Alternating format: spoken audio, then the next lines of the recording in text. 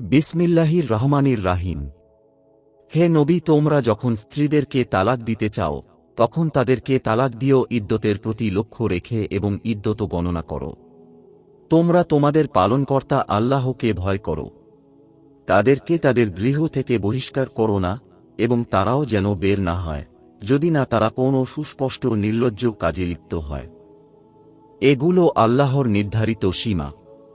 যে ব্যক্তি আল্লাহর সীমালঙ্ঘন করে সে নিজেরই অনিষ্ট করে। সে জানে না হয়তো আল্লাহ এই তালাকের পর কোনো নতুন উপায় করে দেবেন। অতঃপর তারা যখন তাদের ইদ্যতকালে পৌঁছে তখন তাদেরকে যথোপযুক্ত পন্থায় রেখে দেবে অথবা যথোপযুক্ত পন্থায় ছেড়ে দেবে এবং তোমাদের মধ্য থেকে 2 জন নির্ভরযোগ্য লোককে সাক্ষী রাখবে। তোমরা আল্লাহর উদ্দেশ্য সাক্ষ্য দিবে। এতদ্বারা যে ব্যক্তি আল্লাহ ও পরকালে বিশ্বাস করে তাকে উপদেশ দেয়া হচ্ছে। আর যে আল্লাহকে ভয় করে আল্লাহ তার জন্য নিষ্কৃতির পথ করে দেবেন এবং তাকে তার ধারণাতীত জায়গা থেকে রিজিক দেবেন।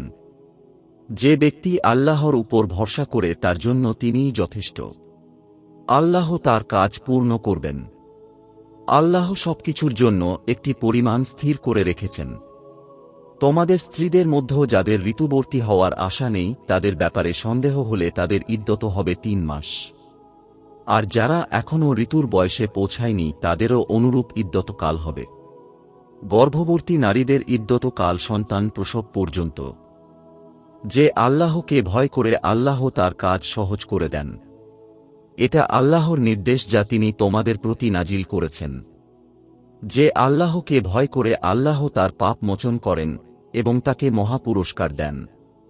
তোমরা তোমাদের সামর্থ্য অনুযায়ী যে রূপ গৃহে বাস করো তাদেরকেও বসবাসের জন্য সে রূপ গৃহ দাও। তাদেরকে কষ্ট দিয়ে সংকটাপন্ন করো না। যদি তারা গর্ভবতী হয় তবে সন্তান প্রসব পর্যন্ত তাদের ব্যয়ভার বহন করবে। যদি তারা তোমাদের সন্তানদেরকে স্তন্যদান করে তবে তাদেরকে প্রাপ্য পারিশ্রমিক দেবে এবং এ সম্পর্কে পরস্পর সংযতভাবে পরামর্শ করবে। তোমরা যদি পরস্পর জেদ করো তবে অন্য নারী স্তন্যদান করবে। বিত্তশালী ব্যক্তি তার বিত্ত অনুযায়ী ব্যয় করবে। যে ব্যক্তি সীমিত পরিমাণে রিজিক প্রাপ্ত সে আল্লাহ যা দিয়েছেন তা থেকে ব্যয় করবে। আল্লাহ যাকে যা দিয়েছেন তদপেক্ষা বেশি ব্যয় করার আদেশ কাউকে করেন না। আল্লাহ কষ্টের পর সুখ দেবেন।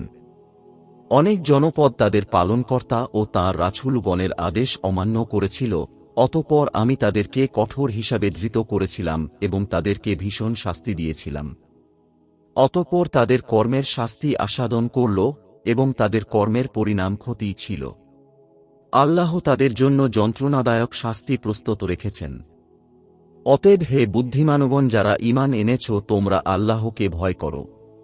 আল্লাহ তোমাদের প্রতি উপদেশ নাজিল করেছেন। একজন রাসূল যিনি তোমাদের কাছে আল্লাহর সুস্পষ্ট আয়াতসমূহ পাঠ করেন, যাতে বিশ্বাসী ও সৎকর্মপরায়ণদের অন্ধকার থেকে আলোতে আনয়ন করেন। যে আল্লাহর প্রতি বিশ্বাস স্থাপন করে ও সৎকর্ম সম্পাদন করে তিনি তাকে দাখিল করবেন জান্নাতে, যার তলদেশে নদী প্রবাহিত, তথায় তারা চিরকাল থাকবে। আল্লাহ তাকে উত্তম রিজিক দেবেন। আল্লাহ সপ্তম আকাশ সৃষ্টি করেছেন এবং পৃথিবীও সেই পরিমাণে।